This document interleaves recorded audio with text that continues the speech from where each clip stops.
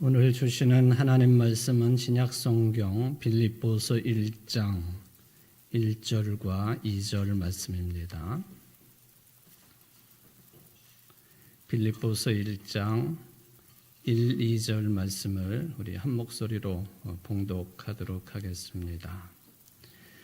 그리스도 예수의 종 바울과 디모데는 그리스도 예수 안에서 빌립보에 사는 모든 성도와 또한 감독들과 집사들에게 편지하노니 하나님 우리 아버지와 주 예수 그리스도로부터 은혜와 평강이 너희에게 있을지어다. 아멘.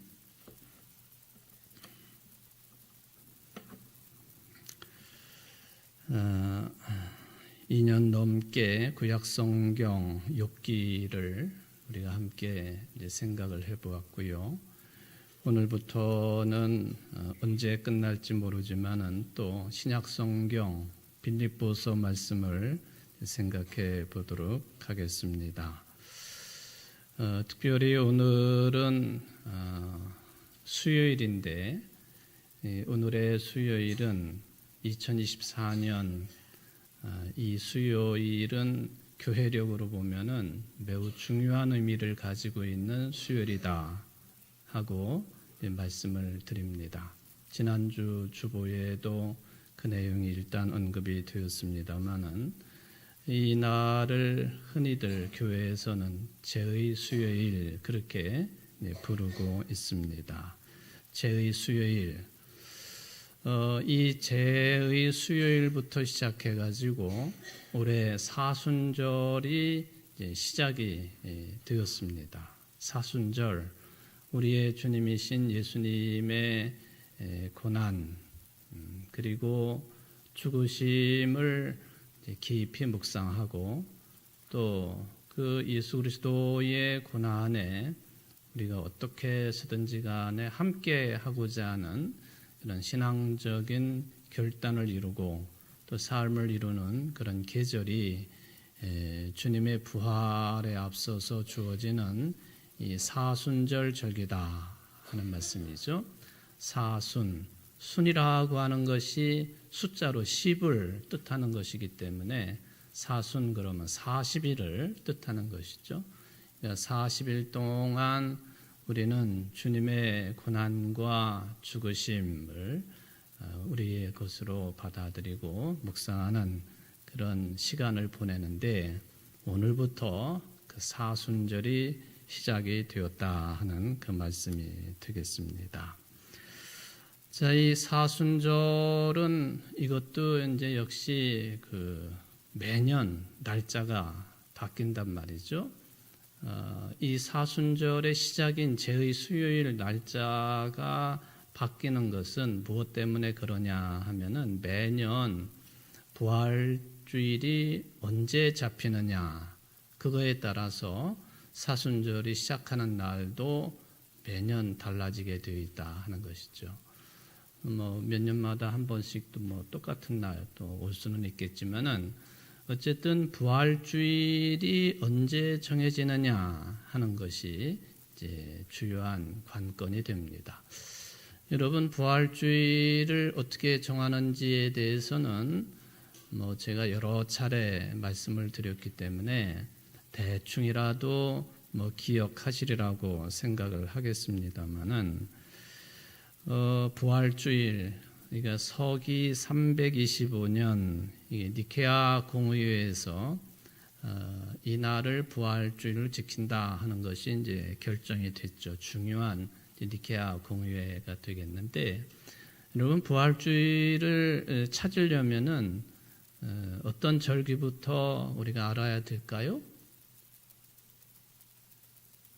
추분? 춘분이죠. 춘분. 춘분 때부터 이제 이 부활주일을 이렇게 찾아내는데 기준이 됩니다. 춘분. 자, 이 춘분이 올해가 3월 20일이거든요. 올해 2024년 춘분은 이제 3월 20일입니다. 한번 여러분들 휴대폰 있으시면은 한번 그 날짜를 찾아보시기를 바랍니다. 춘분이 언젠가 3월 20일 똑같이 수요일입니다. 수요일. 자, 이 춘분이 지나고 첫 번째 맞이하는 보름.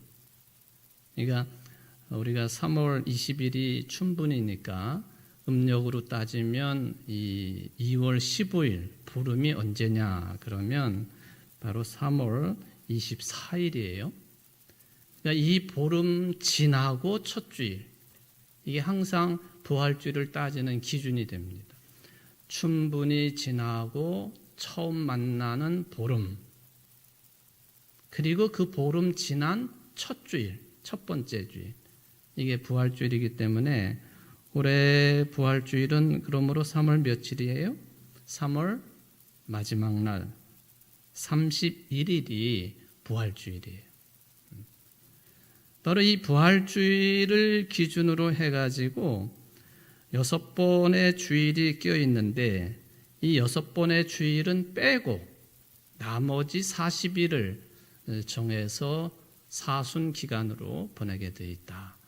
이거는 여러 차례 제가 말씀을 드린 거니까 정확하게 기억은 하시지 못한다 할지라도 이게 제2 수요일, 이게 사순절 첫날인데 이 날짜는 어떻게 정해지는가? 부활주일을 언제 정하느냐에 따라 다르구나. 부활주일은 그러면은 우리의 계절로 보면은 춘분을 기준으로 한다. 요 정도 기억하시면은 그런 대로 훌륭한 기억이라고 생각을 해볼 수가 있겠습니다.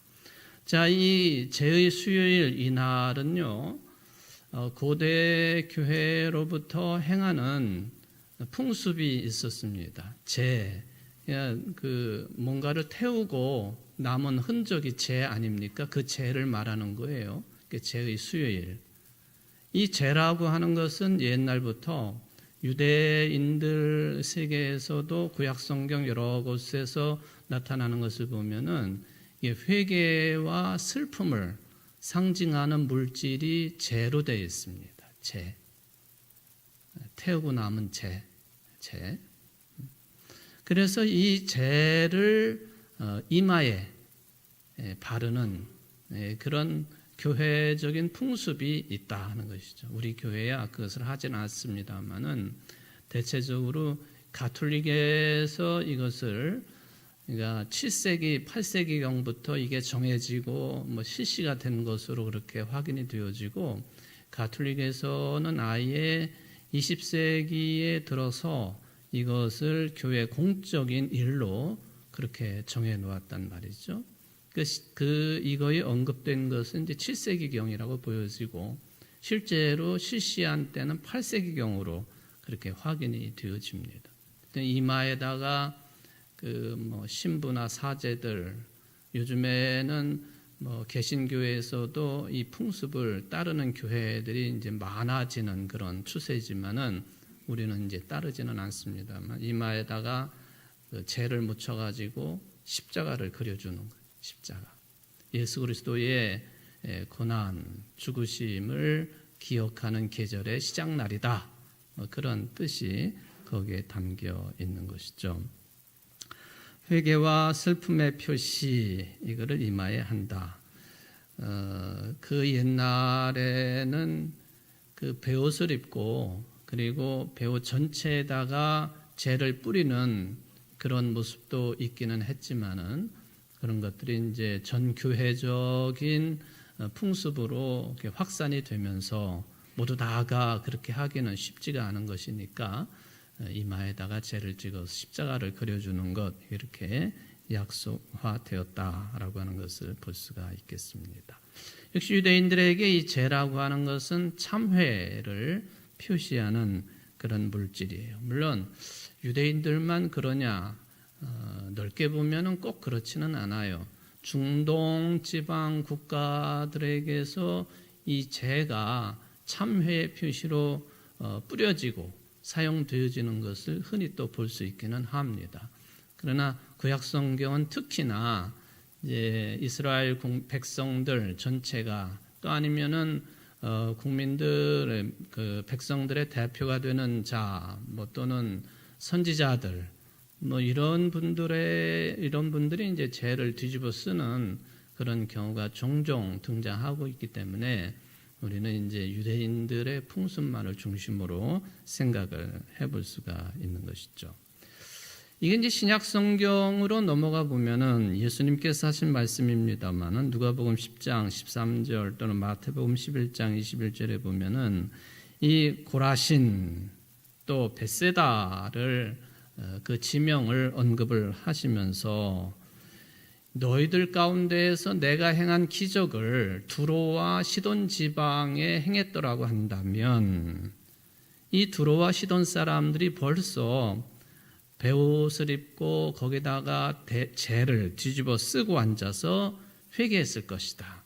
예수님께서도 이런 참회, 회개의 개념을 언급하시면서 이제 베옷과 재를 언급하신 것은 예수님도 유대인이시고 또 구약 성경의 내용을 훤하게 알고 계시는 분이시기 때문에 이렇게 말씀을 하셨다라고 볼 수가 있겠습니다. 이런 유대인들의 참회의 표지를 이제 기독교에서 받아들인 내용이 소위 말하면 이제 죄의 수요일이다. 그렇게 여러분들이 생각을 하시면 되겠습니다. 참회 그리고 슬픔을 상징한다고 그러는데 이제 이마에다가 재로다가 십자가를 그려주면서 사람이라고 하는 것이 흙에서 왔으니까 흙으로 돌아간다. 이제 이 이야기를 들으면서 이마에다가 재를 바르는 것이죠. 또는 뭐 회개하고 복음을 받아들이라고 하는 그런 이야기도 들을 수가 있겠습니다. 어쨌든 이 제 수요일로부터 사순절이 이제 시작이 됩니다. 언젠가도 제가 이 제 수요일에 관한 언급을 하면서 이 국가적인 차원에서 이 제 수요일을 염두에 두고 특별한 기념일을 정해서 지키고 있는 그런 국가들이 있다 하는 말씀을 드렸습니다. 그 중에 하나가 아일랜드 공화국이죠. 아일랜드 공화국. 참 여기도 종교 문제 때문에 상당한 부침이 있는 그런 국가 중에 하나 아닙니까? 이 아일랜드 공화국에서는 이 제 수요일을 이게 국가 금연의 날로 정해놓고 그렇게 지키고 있다 하는 것이죠. 이유는 뭐냐? 뭐 제 수요일하고 담배를 피우지 않는다라고 하는 것이 어떤 관련성이 있겠느냐? 뭐 그런 질문이 가능하겠습니다만은 이 사순절이 시작되는 이 제 수요일 날만큼이라도 금연의 날로 정하고 기업품인 담배를 태우는 대신에 뭐 그에 해당되는 헌금을 드리자 하는 운동이 이제 아일랜드라고 하는 나라에서는 있다라고 하는 것 흥미있게도 생각해 볼 수가 있겠죠. 뿐만 아니라 영국도 1984년도에 이 제의 수요일을 금연의 날로 정했는데 현재는 3월 둘째 주 수요일을 아예 정해놓고 금연의 날로 지키고 있다. 영국은 잘 모르겠지만은 아일랜드 같은 나라는 사람들이 워낙 이게 뭐라 그럴까 흡연율이 높다고 할까요? 그 흡연을 해도 이렇게 그냥 조그맣게 생긴 담배가 아니라 이 파이프 담배를 많이 피는 그런 국가라고 한다면 글쎄 뭐 이게 거기에 이렇게 넣어가지고 피우게 되는 그 담배 뭐라고 그러나요? 그 가격이 또 엄청나게 비싼 것들도 많다고 그래요. 그렇게 생각해 보면은 그날 하루만이라도 기호식품을 좀 절제를 하고 거기에 쓸 돈을 모아가지고 교회에 헌금을 하게 되면 그걸 가지고 이제 교회가 귀한 곳에 쓴다 하는 그런 개념이 영국보다는 아일랜드에 더 강한 것으로 이제 볼 수가 있겠습니다. 자, 이제 여러분들이 2024년 사순절 오늘 시작하는 날 또 사순절 기간에 들어와 계십니다. 경건하게 지내시고 또 우리가 소망으로 삼고 있는 기쁨의 부활을 여러분들이 잘 준비할 수 있는 그런 성스러운 그런 시간들이 되시기를 바라겠습니다. 이런 날 이제 오늘부터 빌립보서 이 성경 한 권을 선택을 해서 이제 공부를 시작을 하도록 하겠습니다. 오늘 이제 이 빌립보서 1장 1, 2절 구체적인 내용에 들어가기에 앞서서 좀 일반적인 내용을 좀 먼저 말씀을 드리고 그리고 빌립보서 전반적인 내용을 좀 살피고 오늘은 정리를 좀 하도록 하겠습니다. 우리 개신교회 교인들만큼 하나님의 말씀, 성경 중심의 생활을 한다고 그렇게 보여지는 교인들이 흔하지 않죠.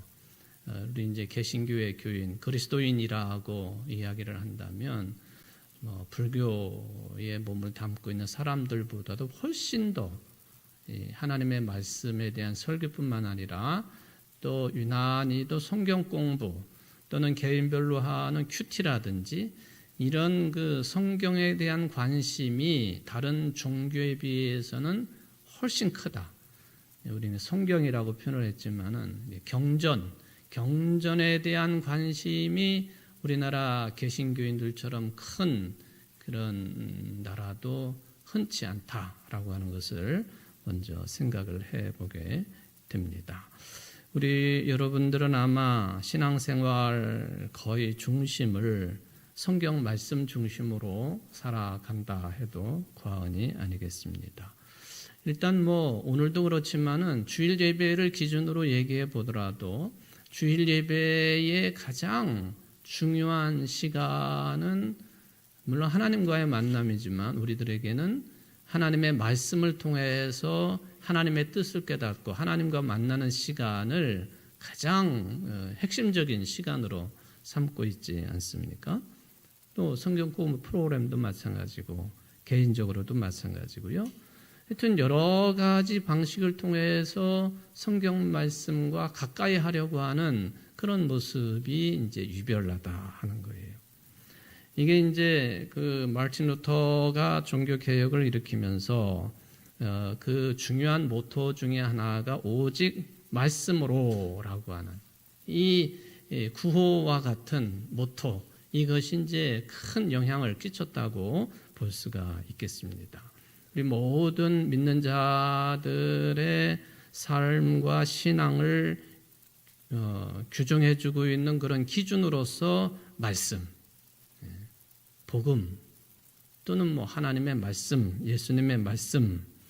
그러니까 이것을 강력하게 주장을 했던 마르틴 루터 종교개혁가의 후예들이 바로 저도 그렇고 여러분들도 그런데요. 그래서 성경에 밀착해서 신앙생활을 하고 있죠. 이건 매우 당연한 것이고 또 자랑스러운 모습이라고 볼 수가 있겠습니다. 또 계속 되어져야 될 신앙의 내용이 맞습니다.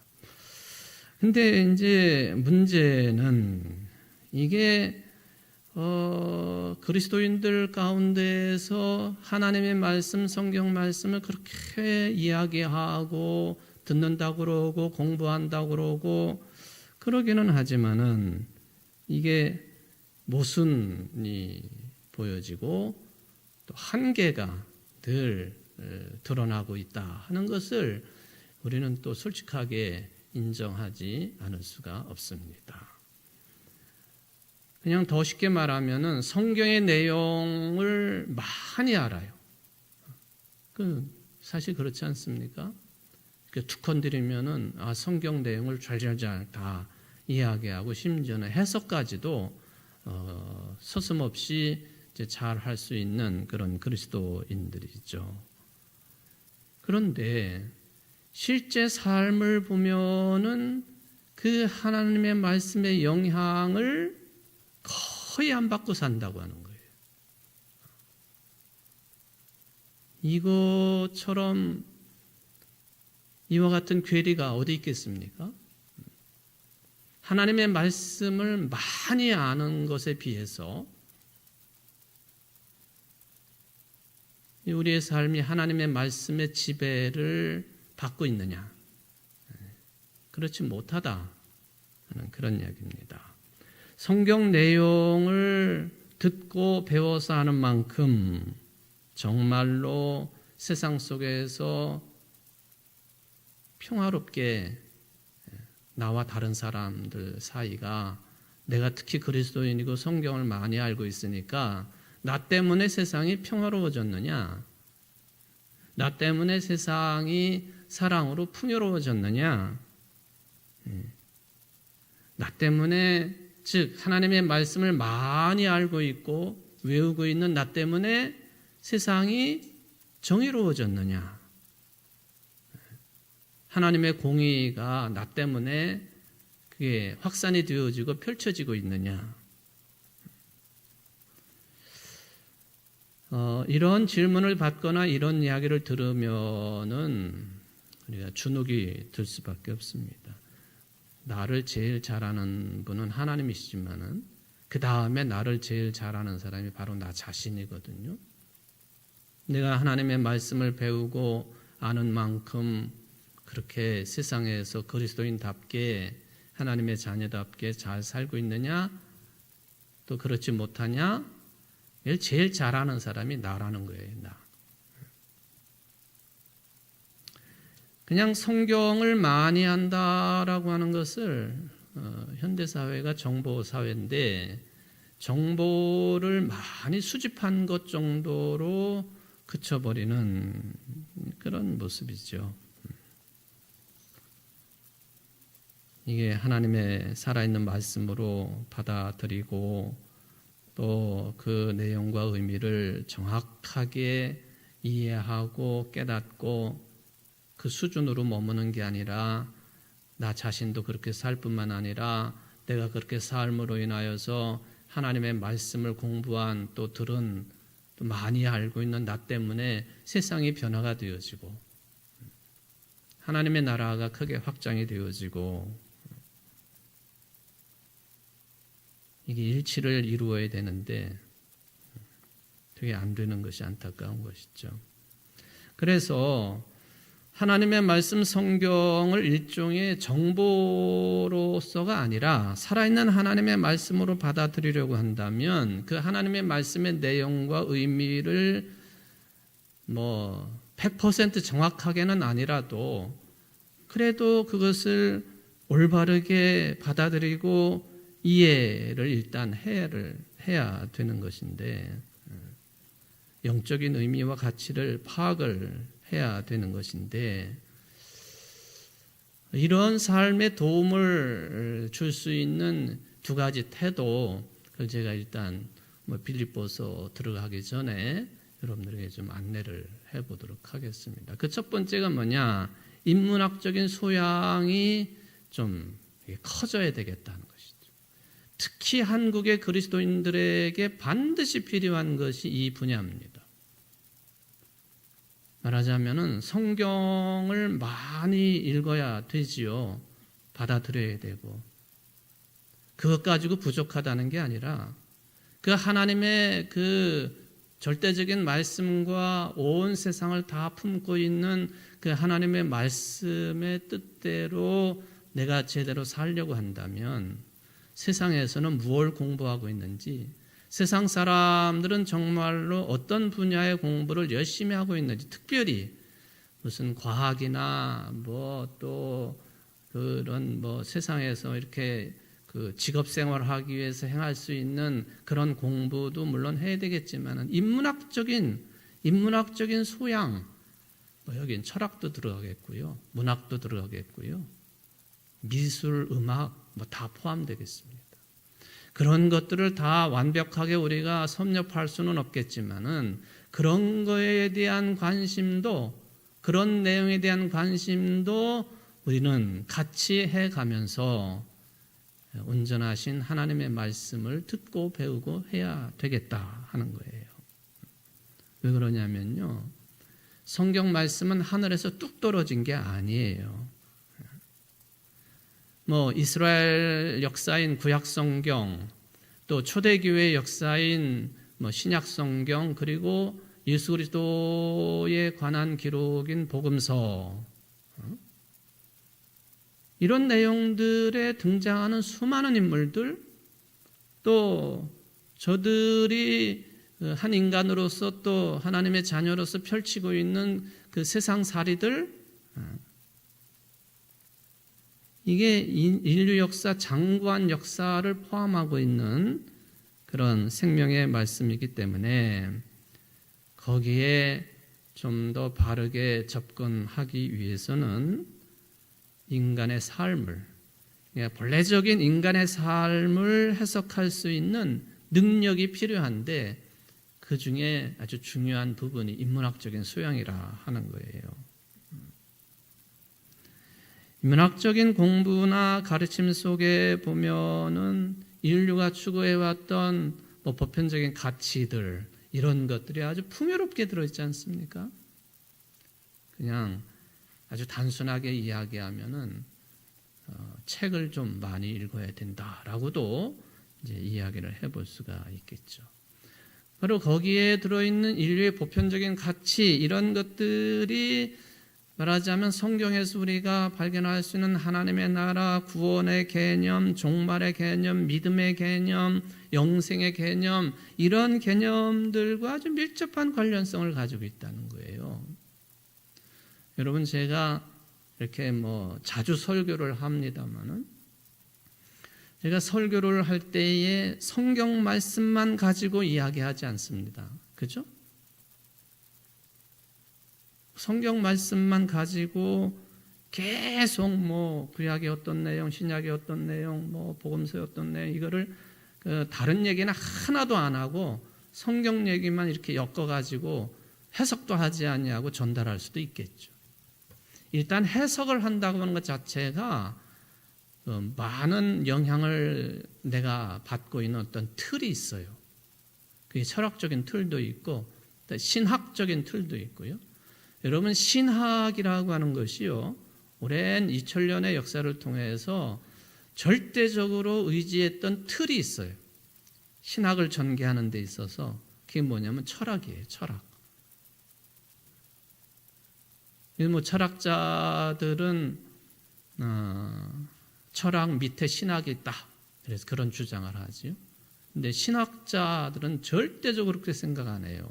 신학 밑에 철학이 있다고 그러죠.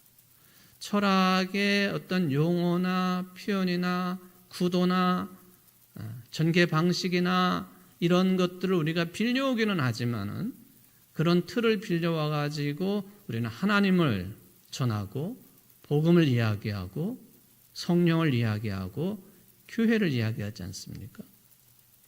그러니까 절대적으로 필요한 틀이 철학이라고 하는 틀이다. 내용도 마찬가지지만은 이건희 목사는 철학의 어떤 부류에 속하느냐, 저도 잘 몰라요.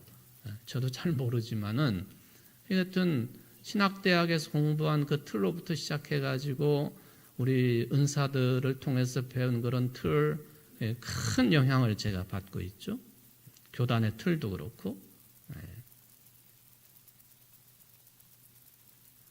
그러니까 일반적인 그런 도서, 책, 내용, 그리고 저들이 주장하고 있는 주장의 틀, 방법, 이런 것들을 총체적으로 그냥 인문학적인 소양이 굉장히 중요하고 필요하다 하는 그런 말씀을 드릴 수가 있겠습니다. 우리의 믿음이 무조건적인 믿음도 필요할 때가 당연히 있겠습니다만은 이해력을 포함한 믿음일 때에 그 믿음은 흔들리지 않습니다. 어떤 경우에도 아무리 위험한 때 또 유혹이 다가와도 흔들리지 아니하고 우리의 믿음을 그 틀을 유지하고 내용을 유지할 수가 있는 것이죠. 자, 이런 인문학적인 소양, 이건 이제 기본적으로 이야기를 한다면 두 번째는 또 우리가 그리스도인으로서 반드시 지녀야 될 내용 중에 하나예요. 그게 뭐냐면은 영적인 직관력입니다. 아무리 이런 공부하고 저런 공부하고 이런 책을 읽고 저런 책을 읽는다 할지라도 이 영적인 직관력이 결여되어 있다고 한다면 허공에다가 이게 권투 선수들이 허공에다가 손을 이제 휘두르는 거나 똑같은 거죠. 영적인 직관력이 반드시 이거는 그런 인문학적인 소양에 의해서 하나님의 말씀을 읽고 하는 이 모든 것들을 딱 감싸고 있어야만이 이게 하나님의 말씀대로 살아가고 삶을 영위하는 데 부족함이 없는 존재들이 될 것이다 하는 것이죠.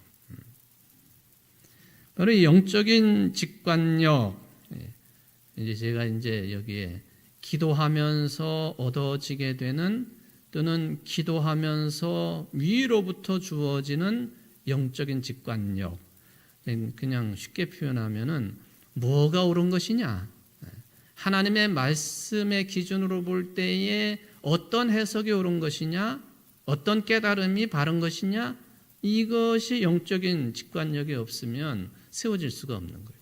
그냥 뭐 아무거나 다 듣고 섭취한다고 해가지고 유익이 되는 건 아니기 때문에 그런 것이죠.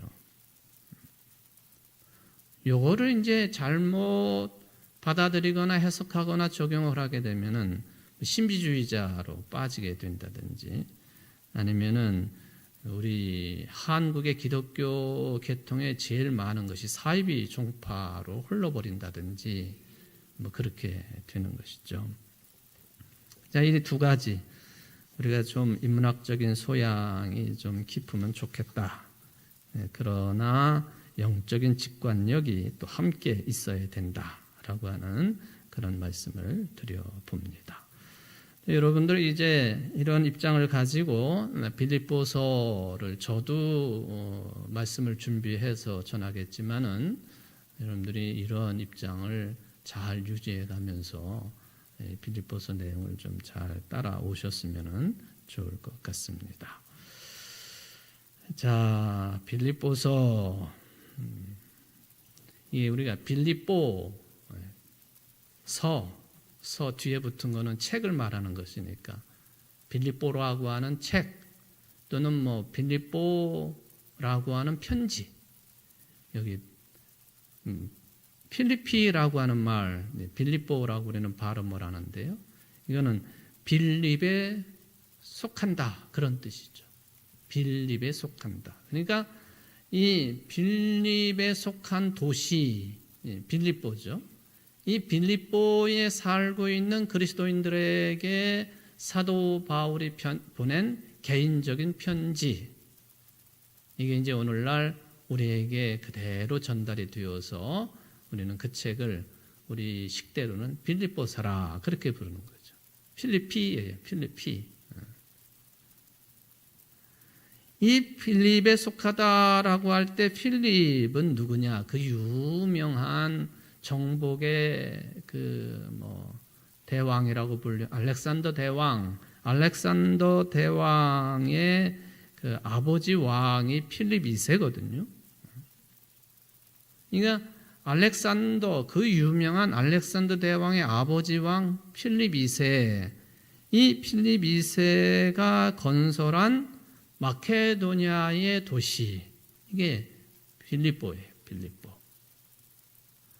여러분 이제 빌립보서를 다루면서 계속 나오는 내용이겠지만은 사도 바울이 소아시아 지역에 여러 교회를 세우고 열심히 복음 활동을 하고 교회를 또 건사해 나가고 뭐 좋은 일도 있겠지만은 온갖 고난과 핍박 속에서 쫓겨다니면서 굶기도 하고 강을 건너고 매를 맞고 하면서 죽을 고비를 넘겨가면서 많은 교회들을 세우죠.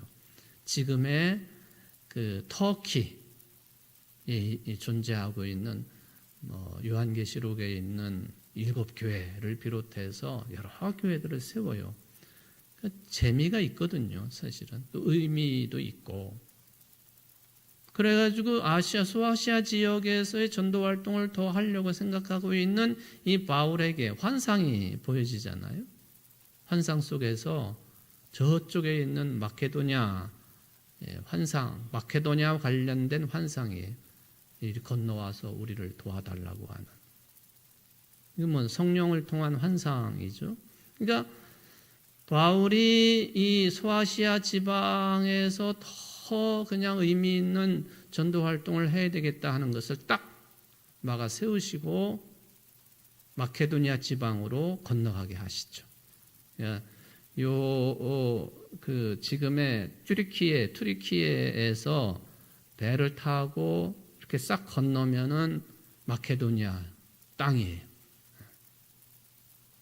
혹시 모르겠어요. 내년에 그리스 성지순례를 계획한다 하면은 제 생각에는 바울이 유럽의 첫 성인 빌립보에 들어가 가지고 교회를 세운 게 유럽의 첫 교회잖아요. 그러니까 그 튀르키예에서 배를 타고 갈 수는 없겠지만은 그래 배를 타고 가 가지고 네아폴리 신도시라고 하는 네아폴리에 들어가 가지고 거기서 바로 내륙적으로 수십 킬로미터 가 가지고 빌립보에 들어간 거죠. 그렇게 해서 유럽 지방에 처음 교회가 세워졌으니 그 교회가 빌립보 교회입니다. 바로 이 빌립보에 살고 있는 그리스도인들에게 보낸 편지, 이게 빌립보서다. 그런 이야기죠. 네아폴리라고 하는 항구 도시는 뭐 아름답기도 하지만은 그래서 지금 네아폴리 항구 도시에 가보면은 이제 바울이 배를 타고 건너와 가지고 여기 처음 유럽에 첫 발을 디뎠다 해가지고 그걸 기념하는 교회당도 있고, 또 바울이 이제 처음으로 배를 타고 내린 곳이라고 해가지고 뭐 그 무슨 그 탑 같은 게 세워져 있기도 하고 뭐 그러죠. 그게 중요한 건 아니지만은 하여튼 거기서 뭐 걸어서 빌립보까지 들어가 가지고 교회를 세웠다. 이 빌립보라고 하는 도시 인근에는 뭐가 유명했느냐 하면은 금광이 유명했다고 그래요. 금광. 요즘에도요, 여러분들 우리 충북 안에도 금광을 채굴을 하는 그런 곳이 있어요. 어디쯤일까요? 옛날부터 일정시대 때부터 충북 땅 어디가 금이 많이 나는 곳이었어요. 어딜까요? 음성이요, 음성. 지금도 그 음성 땅에 이 금을 채굴을 하는 그런 갱도들이 더 깊이 내려가고 있고, 내려가다 보면은 일정 시대 때 팠던, 그때는 이제 손으로 직접 판 거죠.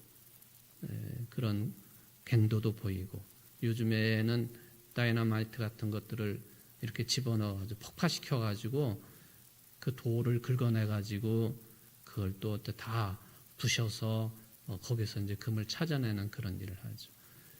우리나라는 금을 절대적으로 외국으로부터 수입을 하는 국가인데, 그렇게라도 뭐 1년에 뭐 100몇십 킬로 정도 우리나라에서 금을 생산한다고 그래요.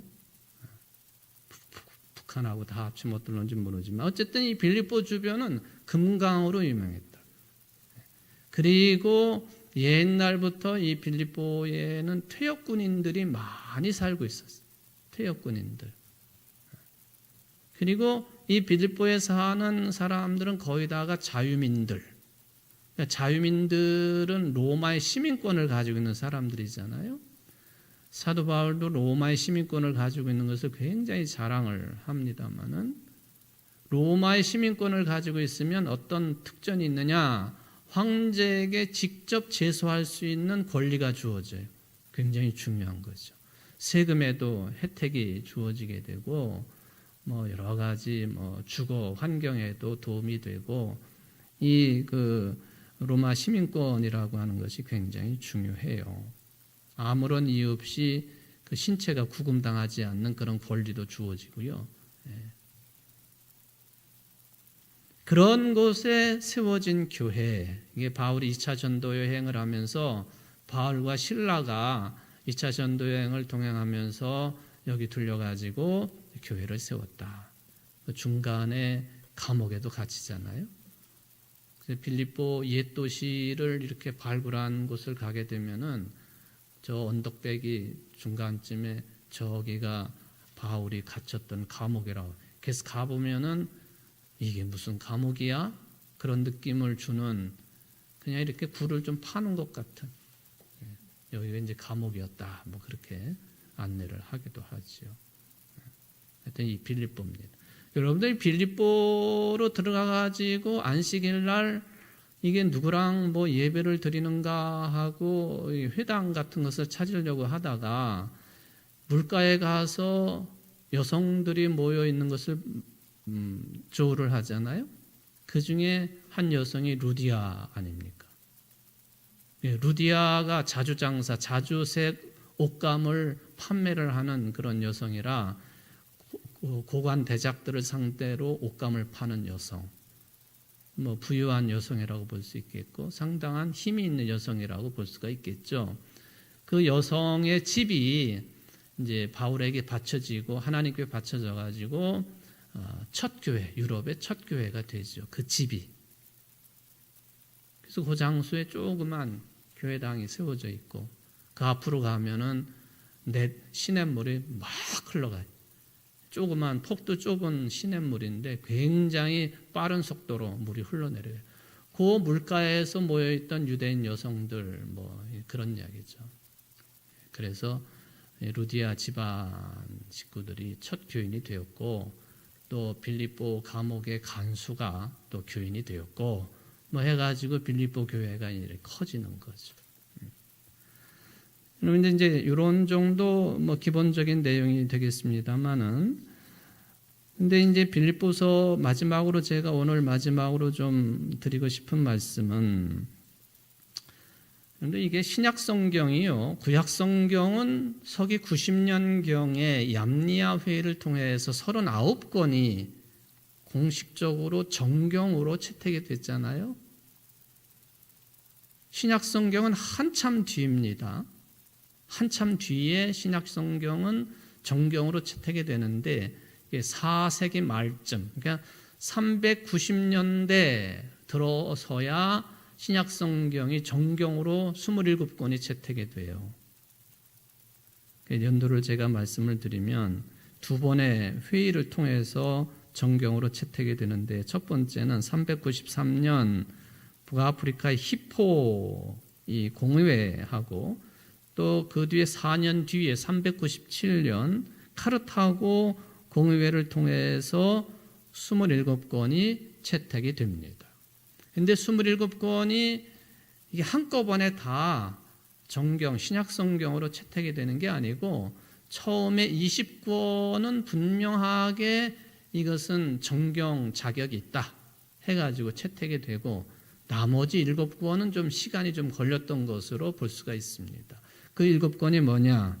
신약 성경 가운데 히브리서, 야고보서, 베드로 후서, 요한 2서와 3서, 유다서, 계시록, 요 7권은 좀 나중에 채택이 돼요. 말하자면 이게 정경의 자격이 있느냐 하는 심사가 더 면밀하게 검토가 된 다음에 27권 안에 들어오게 되는 것이죠. 그래서 두 번의 공회를 거쳐가지고 신약 성경이 27권으로 이제 성경책으로 채택이 되었다. 이것도 역시 하나님께서 하늘에서 휙 집어던지신 게 아니다 하는 거예요. 물론 구약 성경을 선택하는 기준이 뚜렷한 게 몇 가지가 있고요. 신약 성경도 마찬가지예요. 거기에 부합해야만이 정경에 채택이 될 터인데 이 빌립보서는 처음부터 20권 안에 포함이 되어 있었어요. 그러니까 정경으로 채택되기에 무리 없는 책이었다. 그런 이야기가 되겠습니다. 왜 그랬느냐? 그걸 두 가지로 말씀을 드리고 오늘 말씀을 정리를 하겠습니다. 첫 번째, 이 빌립보서는 예수 그리스도에 대해서 아주 독특한 신앙관을 담고 있어요. 독특하다고 해가지고 이상하다는 얘기가 아니라 다른 사도 바울의 서신서에 비해서 좀 다르고 독특하다. 만약에 바울이 이 교회에 안부를 묻는 것으로 끝냈다면은, 아니면은 빌립보 교회의 뭐 내부적인 문제를 해결하기 위해서 쓴 편지로 끝났다고 한다면 정경 채택은 어려웠을 거예요. 예수 그리스도에 대해서 신앙 고백을 써놓았는데 이게 아주 독특해요. 제가 표현한 독특하다라고 하는 표현은 참 귀한 내용이다, 그런 개념이에요. 귀한 내용이었다. 왜? 빌립보서 전체를 오로지 예수 그리스도에 관한 내용으로 채워넣습니다.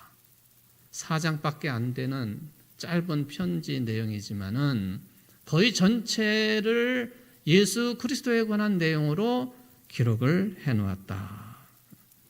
물론 그렇지 않은 부분이 간혹 보일 수도 있지만 그것조차도 예수 그리스도의 구원 역사라고 하는 구도 안에서 소소한 것들을 설명하고 있습니다.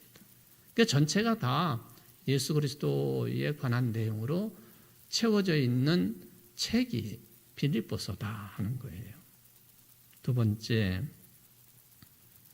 예수 그리스도 그리고 예수 그리스도의 구원의 역사를 이야기하는데 아무런 보편적인 근거도 없이 일방적으로 강요하거나 선전하는 것이 아니라는 게 또 큰 특징이에요. 이게 믿음의 내용이 강요 또는 맹종을 요구하는 내용이 될 때는 굉장히 위험한 거거든요. 빌립보서는 전체가 다 예수 그리스도에 관한 내용인데 그 예수 그리스도에 관한 구원의 역사가 보편적인 근거 없이 일방적으로 강요나 또는 뭐 맹종을 요구하거나 선전하는 그런 내용이 아니라 충분한 이유가 제시되고 있다고 하는 것이죠. 짧은 그 분량이지만은 충분한 근거가 제시되고 있는 책이 빌립보서다. 쉽게 말하면 예수님이 왜 우리의 주님이 되시는지, 그렇죠. 또 어떻게 구원에 참여하게 되는지 이런 문제들을 그 당시 2000년 전에 사도 바울이 온 심혈을 기울여 가지고 설득력 있게 예수 그리스도에 관한 말씀을 기록으로 남겨놓은 것이다 하는 것이죠. 그러니까 당시 2000년 전에 빌립보 지역 교인들을 생각하면서 그걸 또 넘어서서 보편적으로 모든 그리스도인들의 어떤 인간 삶에 대한 깊은 이해, 소위 말하면 인문학적인 어떤 입장, 이런 것들을 가지고 얻어지는 근원적인 인식을, 믿음의 인식을, 구원의 인식을 빌립보서가 전개하고 있는 것이다. 쉽게 나왔겠습니까? 그건 결코 아니지요. 그래서 사도 바울이 이런 정도로의 심혈을 기울였다라고 하는 것은요, 사도 바울이 하나님의 은혜로 주어지는 인간의 구원의 문제에 대해서 얼마나 깊게, 얼마나 오랫동안 치열하게 그를 천착을 하고 치열하게 그것을 다루고 또 깊게 기도하면서 하나님의 은혜를 간구하면서 이런 내용을 기록으로 남겼을까? 그걸 생각해 보면은 빌립보서는 참 아름다운 책이고 감사한 책이고 은혜 충만한 책이다. 제가 여러분들을 꼬시는 거예요, 지금. 빌립보서가 이렇게 귀한 책이라는 거예요. 다음 시간부터 조금 더 구체적인 내용에 들어가 보도록 하겠습니다. 기도하십시다. 고마우신 하나님 아버지, 우리 2년 넘게 구약의 욥기서를 공부를 하고 오늘 2024년 사순절 첫날인 제수요일을 맞이하여 빌립보서 첫 시간을 진행을 했습니다. 참으로 귀한 사도 바울의 편지를 통하여 오로지 예수 그리스도에 관한 말씀, 그 말씀도 일방적인 생각을 강요하는 것이 아니라 참으로 보편적인 근거를 제시하면서 충분한 이유를 제시하면서 이분이 그러기 때문에 우리의 구세주가 되시고 그리스도가 되시고 그분을 받아들이고 믿음으로 말미암아 구원의 은총 가운데 거해야 되겠다고 하는 사도 바울의 간절한 기도에 의한 하나님의 은혜에 힘입어 전해지고 있는 빌립보서를 2000년이 지난 지금도 우리는 귀한 말씀으로 또 하나님의 말씀으로 또 예수 그리스도의 말씀으로 받아들이게 하시니 감사를 드립니다. 사랑의 하나님 아버지, 하나님의 말씀을 받아들이고 배운 만큼 세상 속에서도 빛과 소금 누룩으로서의 삶을 잘 살아가기에 부족함이 없는 신앙의 성숙한 모습을 우리 청주제일교회 모든 성도들이 가질 수 있도록 성령 충만함을 허락하여 주시고 신앙의 용기를 100배나 더하여 주옵소서. 예수님의 이름으로 간절히 기도합나이다. 아멘.